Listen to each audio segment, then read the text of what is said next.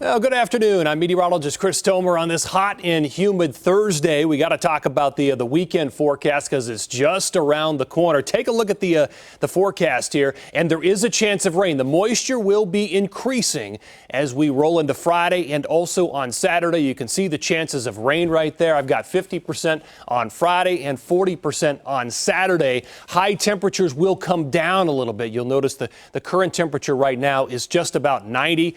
Tomorrow we're going to be in the middle 80s on Saturday, and a 40% chance of storms. Then on Sunday, it's going to be much drier, 85. And after we get through Sunday, the temperatures next week will really take off. I'll show you that here in a second. But here's the view outside. A lot of sunshine. It is a hot and humid day. We're at 89 degrees right now. The winds are out of the west, southwest. It feels like it's about 90 degrees out there. So the feels like, if you're not familiar with that, it's a combination of the air temperature and also the humidity. And we've seen some pretty extreme feels like. Remember last week when it felt like 105, 106. So here's radar right now. Nothing over Columbus, but you see out here off to the east, southeast, some little thunderstorms popping up around the Logan area, south of Zanesville. Everything is moving towards the east and away from central Ohio. I really don't expect much else here through the course of the night. I mean, it's a small chance of anything additional popping up here across central Ohio. Here are those current temperatures, 89 degrees right now in Columbus, in the metro area. We've got middle 80s up in parts of Delaware, upper 80s in Bellefontaine, a mix of 70s and 80s in southern Ohio. We've got some 80s down through Zanesville and also Coshocton and to Cambridge. Here's the forecast all the way through tonight. If you have plans this evening, plans tonight, I think it's largely going to be dry across central Ohio. It's just going to be quite warm with temperatures around 90 through about 6, 7 o'clock. And then they'll start to drop down into the 70s overnight. A little chance of maybe a passing shower overnight into the morning hours tomorrow. I'll show you what the rush hour will look like for tomorrow coming up here with our futurecast in just a second. But I want to just talk about next week. So next week we have the possibility of another one of these heat domes with hot 90s right here in central Ohio. Right now it's building out west. It's that big area of high pressure right there. You can see these very warm colors in the atmosphere developing, and there are going to be some record highs for sure. Well, look what happens. It ends up very close to Ohio by the time we get to Tuesday, Wednesday, Thursday, Friday of next week. And because of that, we're forecasting mid to upper 90s. That's a distinct possibility right here in central Ohio. The difference is, remember the heat dome we had last week? We had a ton of humidity with that. It doesn't look like we're going to see as much humidity with this big area of high pressure coming in this time. In fact, here is your humidity forecast. It stays about right where it is through Friday and Saturday. You'll definitely notice it kind of straddling that humid to uncomfortable category. And then it will start to drop off with a little bit of drier air, not a lot, but a little bit coming in Sunday, Monday, Tuesday, and Wednesday. By the time we get to Tuesday, Wednesday, Thursday, I mean, we were definitely right in the throes of that big heat dome, and you can see it coming here. This is the forecast high temperatures.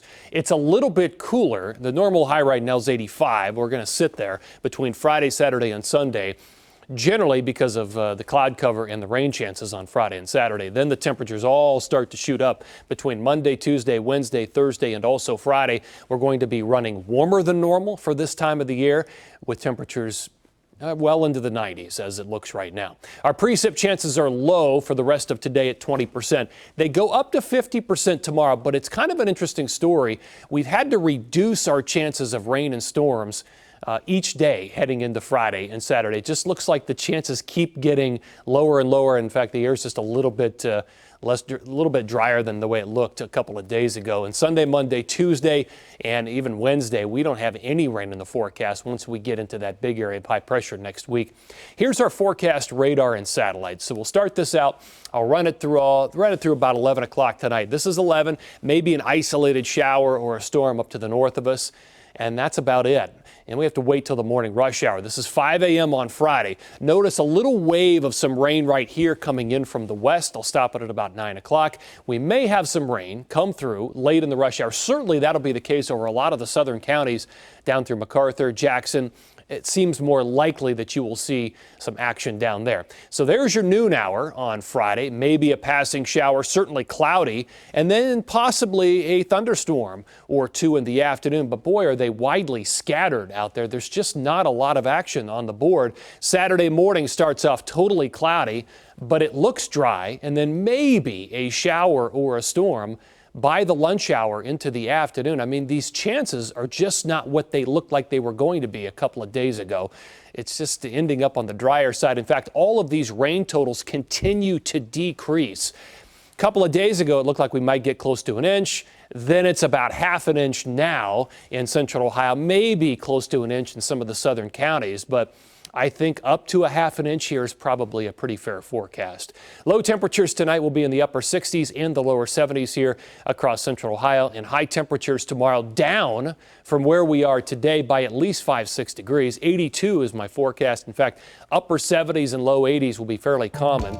Here's your 10 weather impact 7-day forecast. So the chance of rain tomorrow, 50%, 40 on Saturday, and then significantly drier by the time we get into Sunday at 85. And then next week, it's totally sunny and dry. That big high pressure will be sitting very close to us, and we'll have a lot of sinking air, a lot of dry air, and it's really going to heat up. And again, not quite as much humidity with this big heat dome as what we had last week, but notice the middle 90s.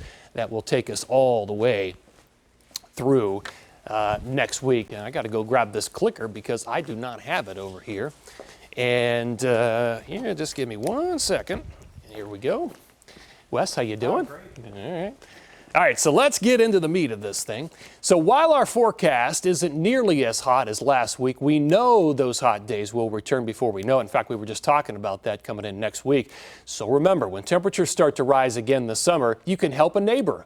Stay safe. You can join 10 TV, 97.1, The Fan, and the Life Care Alliance for our annual Beat the Heat fan drive. This is something I've actually been a part of. You can drop off any new box fan at any Franklin County fire station or make a donation through Life Care Alliance. Every donation will help someone stay cool. You can text the word FAN to 614-460-3345 to find out how to donate. And we'll send that information right to your phone. And together we can help everybody beat the heat. Well, while our forecast isn't looking as bad as other places in the country, storm recovery does continue over parts of the eastern U.S. and the Midwest after some violent weather this week. Meanwhile, the West is bracing for the same kind of brutal heat dome. In fact, that's where it's going to start across the West and then move towards Ohio. As we faced last week, Reed Binion reports. It's a lot of heat. There's nothing we can do about it. We have to get here right at as soon as the park opens before it heats up.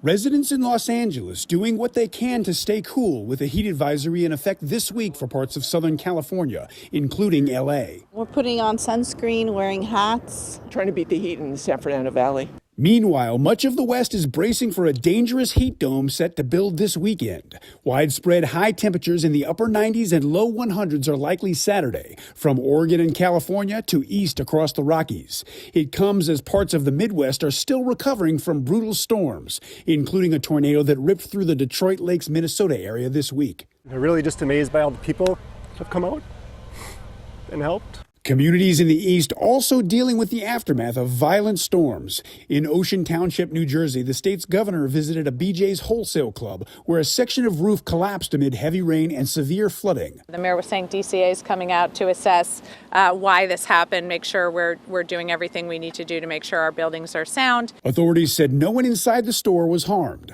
Also in New Jersey, the roof of a vacant hotel collapsed in the wake of severe weather. Part of that was caught on camera. I'm Reed Binion reporting.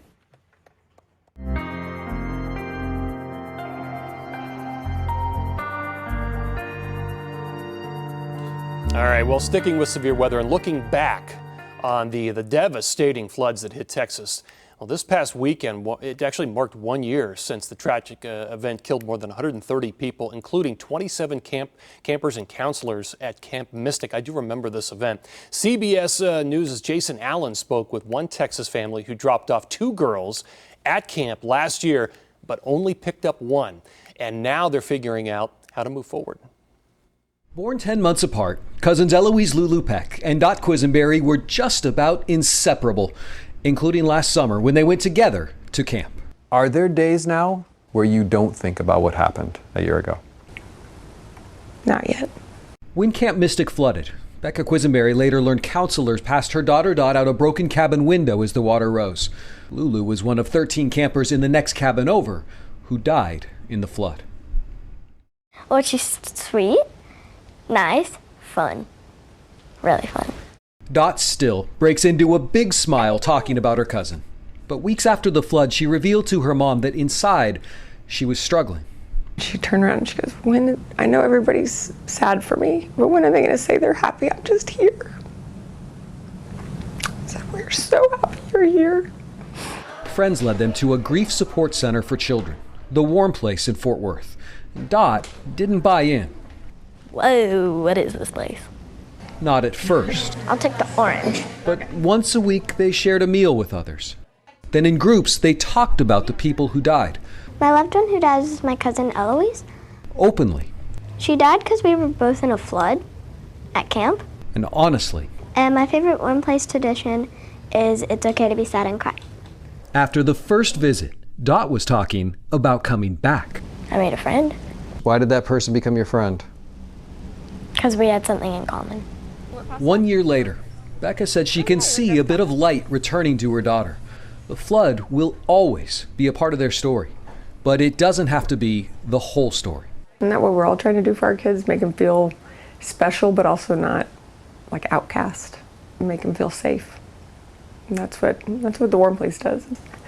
It's a really safe space for us. Jason Allen, CBS News, Fort Worth, Texas.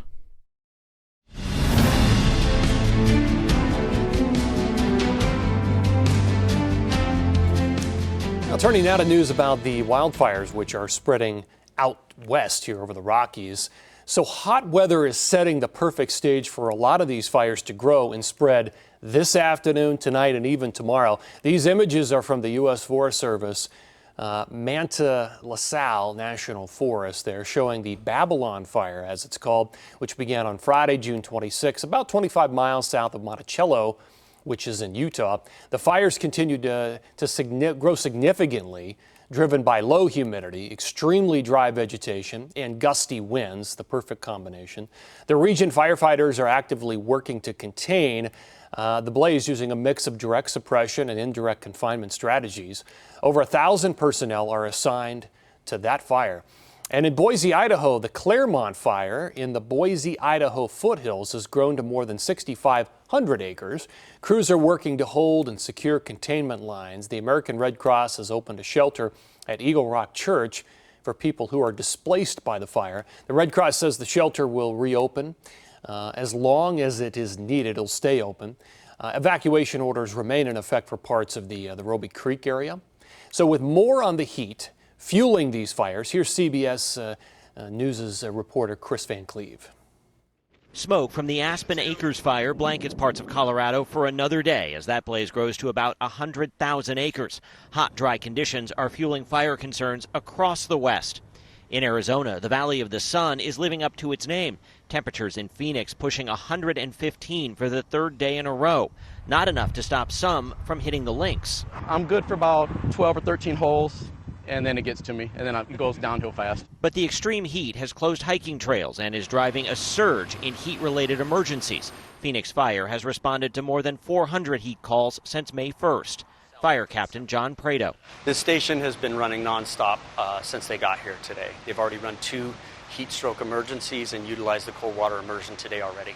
Phoenix is among the only departments in the country using cold water immersion bags to immediately treat people experiencing a critical heat emergency. We're using it daily throughout the entire city. How big of a game changer is it? It's the biggest change in pre-hospital EMS that I've seen. They showed us how it works. He's over 104. He's our heat stroke candidate.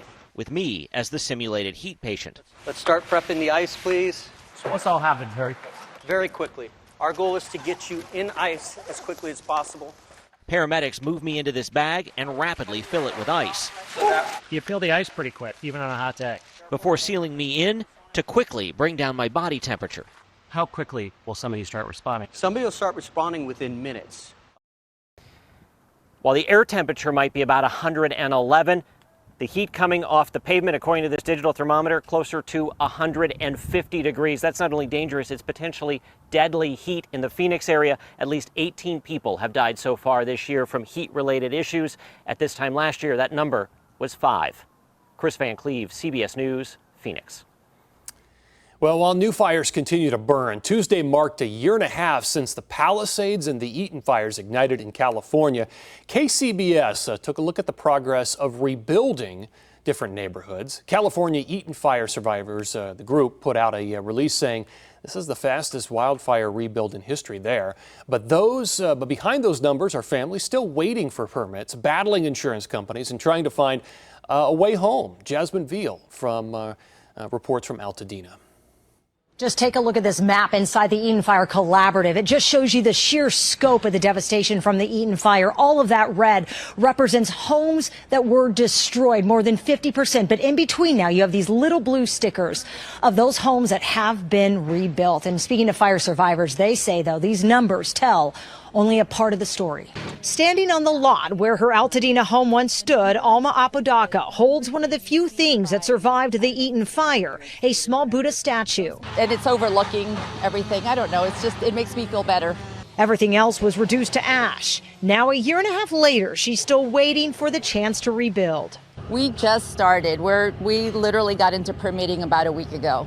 Apodaca says she expected the first year after the fire to be difficult. She never imagined year 2 would be even harder. You're supposed to get over the fact that your house burned. You're supposed to find a rental. You're supposed to rebuild your new house, and it happens all within 36 months. That's like, how does that happen? And she's far from alone. A new survey by the Victims Assistance nonprofit, the Department of Angels, paints a sobering picture of the recovery 18 months later. 2 out of every 3 fire survivors remain displaced. Nearly half have already lost or will lose their insurance housing coverage within the next year. And just 28% who lost homes are confident they'll fully recover. We're at a year and a half, and a lot of people need to be out by the end of the month. Where are they going to go? Without a doubt, there's going to be hundreds on the street. Nick Arnzen is on the Altadena Town Council and also lost his home in the Eaton fire. He and other community advocates have been pushing for insurance accountability and mental health resources. He says there has been movement, though. Just over half of the losses have now put in their plans for permits. Others say what's keeping Altadena moving forward isn't paperwork, it's the people. So we have diapers, we have strollers here sometimes, we have air filters. The Eaton Fire Collaborative has grown into a coalition of more than 200 organizations, coordinating everything from rebuilding resources and financial assistance to emotional support. Organizers say it's become one of the fastest large-scale wildfire recoveries in recent history. We can connect you here at the Collaboratory with a disaster case manager. Then they walk with you. We say, like, they walk with you home. The Eaton Fire Collaborative says over these last 18 months, they have helped more than 30,000 people. They get 6,000 visits here every month. Here in Altadena, Jasmine Veal, CBS LA.